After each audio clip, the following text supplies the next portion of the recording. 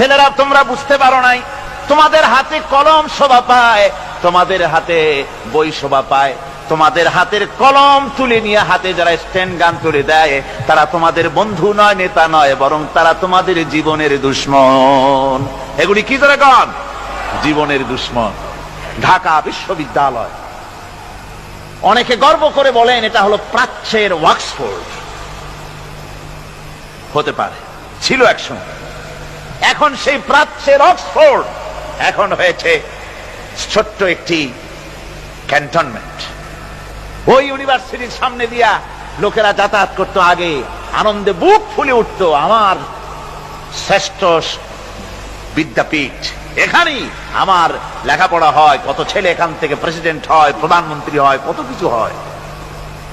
আর এখন ওই ইউনিভার্সিটির সামনে দিয়ে যাওয়ার সময় মানুষ যখন যায়, যদি রিক্সায় থাকে, রিক্সা ড্রাইভারকে বলে বাবা জোরে চালা, বকশিস দেব। আর যদি পায়ে হাঁটে তো দ্রুত গতিতে দৌড় মারে, আর আয়াতুল কুরসি পড়ে বোতাম খুলে জোরে জোরে বুকে ফু মারে, আর বলে যে আল্লাহ এই ছাত্রদের সঙ্গে যেন দেখা না হয়।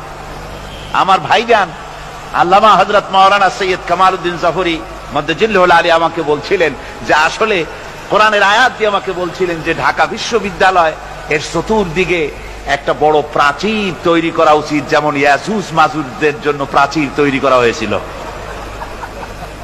কোরআন শরীফে আছে।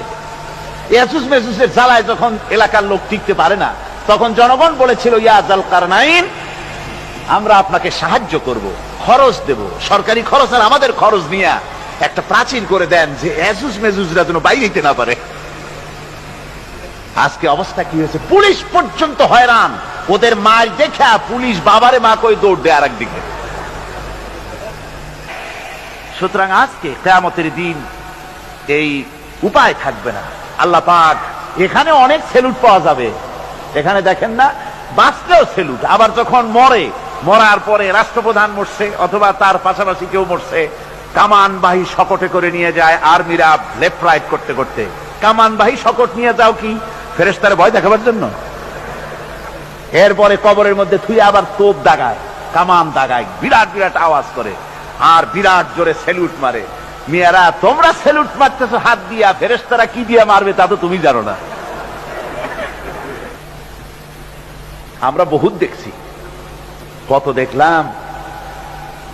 ফুলের মালা আর ফাঁসির রশি খুবই পাশাপাশি, বেশি দূরে না।